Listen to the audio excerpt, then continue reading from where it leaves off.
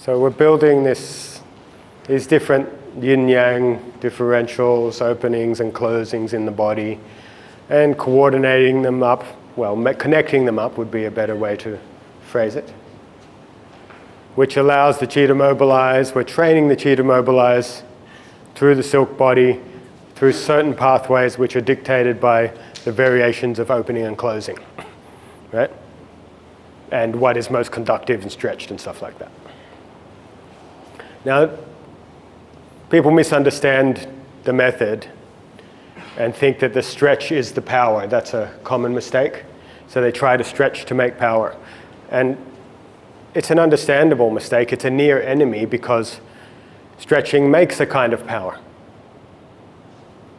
a kind of external power, right?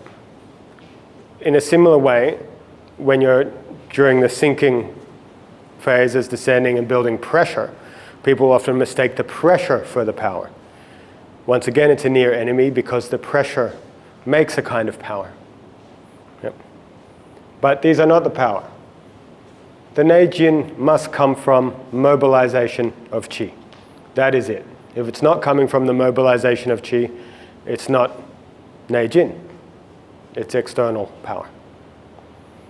So we train the body, the external training, to educate the chi how to move inside. It's mudra practice. Practicing shape, coordinating shapes, moving between shapes. So, things close, things open in this kind of external way, meaning it's big, it's obvious, it's material, it's in the body. But for example, say you touch my chest, maybe here, yep, into the weak corner, and if I can change the chi, I can close the chi, for example. It doesn't have to be a huge amount in my body. Or I touch, and I bring the closing chi into the head. Or I touch, and I barely move, but I bring the opening. It's the mobilization of chi inside the body.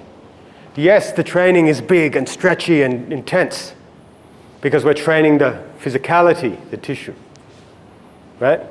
But you don't go and apply. If I go and apply and stretch on Curtis, for example, I'm scared to do it actually.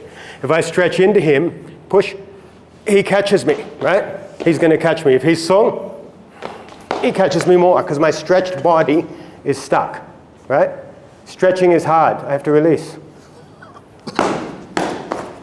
So I might be big and I can be not stretched. I might be short and I can be not stretched. If I stretch, I become a unit. Yep. I stretch in the training, not in the application. I stretch to change my body, not to apply. Yep. I use great effort to change the body. Application is effortless. Because the stretching, the pulling, the contorting, all this work is to transform our being. Then you just let the chi out.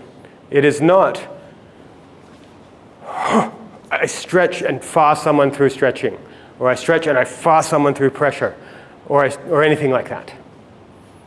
The mistake of using the training method in application is like a sprinter running the race and stopping and doing bicep curls or something, because they lift weights.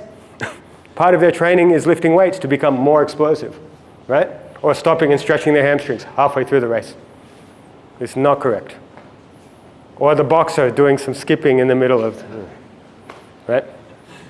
So in Taiji Chuan, often the training method, the methodology for transformation, which is most of the training, is mistaken for application. Why?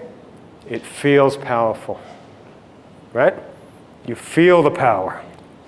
You feel the stretch, everything's vibrating. You feel the chi rushing along the vibrating stretched tissues. Or you feel the pressure, or you push the air down, you feel pressurized. And all these near enemies. The mistakes which are something like the result, a counterfeit result. They're not effortless mobilization of chi. They're external power. They're through effort, through tension, and so on, and so on, and so on. Because when you're training the fundamentals and basics and transforming your body, oh, what? I feel powerful. I feel the pong. I feel it happen. Let me do it on someone. Oh, that worked. Right? That's why it's called the near enemy and not the far away obvious enemy. The obvious enemy is easy to defend yourself against. The near enemy, he's sneaky. Right? He looks like your friend. You must beware of the near enemy. Okay?